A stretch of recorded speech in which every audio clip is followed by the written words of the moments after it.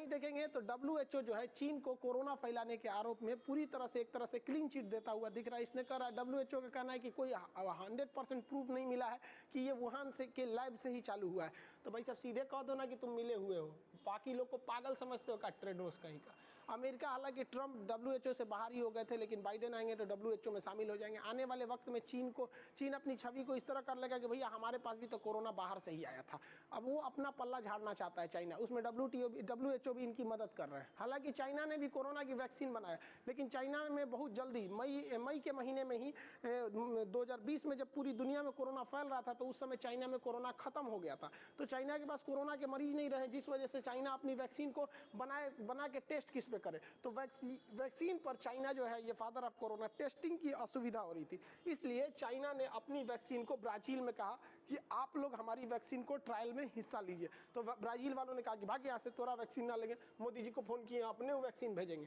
तो चाइना वाले vaccine trial कहाँ से करेंगे, तो पाकिस्तान के लोगों पे ट्रायल कर रहे हैं सब, और वो भी पाकिस्तान वहाँ से गया है और 5 लाख वैक्सीन लेके आया है। अरे भाई साहब इमरान खान, आपको समझ में नहीं आ रहा है, ये वैक्सीन नहीं है, 5 लाख उठा के लेके आ गए हैं, अभी वो ट्रायल में है, ये अपने लोगों पे वैक्सीन लगवाएंगे। अब सफल हो गया तो आप समझिए, आप सफल हो गया तो चाइना का वाह वाह वाह वाह होगा, असफल हुआ तो भाई साहब लोग अब क्या करना है, आधा वैक्सीन तो इनके परिवार में खप जाएगा। पहली पत्नी, दूसर की, तीसर की, नया है यहाँ पे तीसर की, आधा तो इन्हीं लोग में खप जाएगा। तो ये चाइना वैक्सीन अभी परीक्षण करने जा रहा है पाकिस्तान पे। भाई क्या दिन आ गया है भाई पाकिस्तान के लोग, आप लोग तभी बम बारूद की दुनिया से निकलिए। वैक्सीन भी बहुत अच्छा चीज़ होता है, इस सब पे भी रिसर्च कीजिए। आप लोग तभी वो मुर्गा लड़ा रहा है लोग। वहीं भारत ने पूरी दुनिया में 100 से ज़्यादा देशों को कोरोना की वैक्सीन सप्लाई करने में लगा हुआ है। नेपाल को 10 लाख वैक्सीन दिया गया है, बांग्लादेश को 20 लाख वैक्सीन दिया गया है। जो कनाडा जो था खालिस्तान के बात कर रहा था कि हमारे यहाँ खालिस्तान का समर्थन कर रहा था, अभी इहो जस्टिन ट्रूडो साहब मोदी जी से कह रहे हैं कि वैक्सीन में भेज न दीजिए, हमारे यहाँ बहुत दिक्कत है यहाँ पर। तो भारत ने भी दरिया दिली दिखाई है, इन्हें भी वैक्सीन दिया गया है।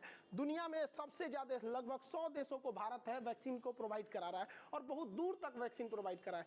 कैरेबियाई देश में हम आपको बताए थे कि यहाँ एक हिस्पेनियोला नाम का देश द्वीप है, जिसके एक और डोमिनिकन है, दूसरी ओर हैती है। तो यहाँ से एयर इंडिया के विमान में डोमिनिकन नाम के देश पर 35,000 वैक्सीन के डोज दिए गए हैं।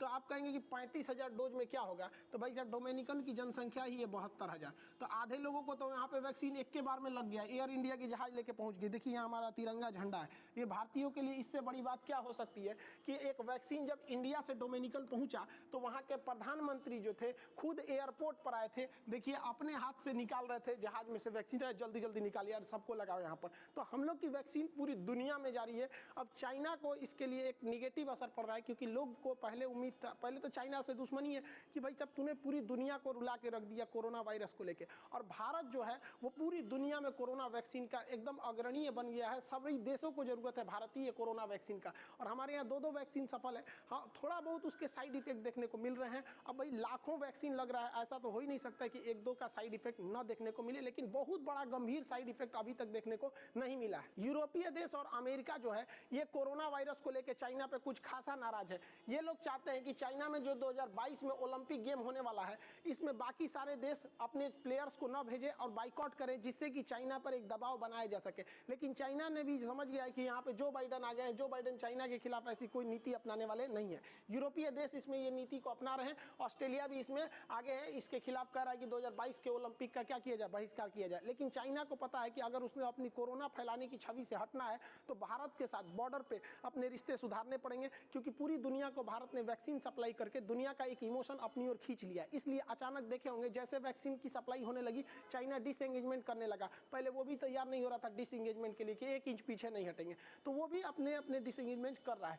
लेकिन वो खुलेआम धमकी दे दिया है कि अगर कोई भी देश चाइना के ओलंपिक का विरोध करेगा तो चाइना उसके खिलाफ प्रतिबंध लगाएगा। चाइना 2 तरह के प्रतिबंध लगा सकता है, उस देश को पैसे देने से रोक सके। तो चाइना ने बहुत ही ज़्यादा अमाउंट में BRI project, belt and road initiative, 1 belt 1 road के इनिशिएटिव के तहत बहुत सारे देशों को कर्जा दे रखा है। चाइना क्या करेगा, वो पैसा बीच में रोक देगा। तो पैसा अगर बीच में रोक दिया तो घाटा ये होगा कि आपको तो उतना का ब्याज चुकाना पड़ेगा, और जिस प्रोजेक्ट के लिए आपने पैसा लिया था, मान के चलिए एयरपोर्ट बनाने के लिए या ब्रिज बनाने के लिए या कोई कंपनी खोलने के लिए, आधे पे पे पैसे रुक जाएंगे तो आपका तो वो प्रोजेक्ट भी डूब गया, पैसे पे ब्याज भी लग रहे हैं, तो एक दिक्कत हो जाएगा। तो बहुत सारे देश लगभग 80% देश तो डर गए भैया हमारा पूरा का पूरा प्रोजेक्ट अटक जाएगा। दूसरे तरह का प्रतिबंध चाइना लगा देगा कि हमारे देश से आप व्यापार नहीं कीजिए। तो भारत को तो इस बार बहिष्कार करना चाहिए ओलंपिक का, जिसके 2-3 रीजन है। इस बार कोरोना की वजह से भारत का ओलंपिक में कुछ उतना सा पकड़ भी नहीं रह सका है, और भारत भाई ओलंपिक में हम भी अब धीरे धीरे जा रहे हैं, लेकिन आपको भी देखते होंगे कि ओलंपिक में हमारा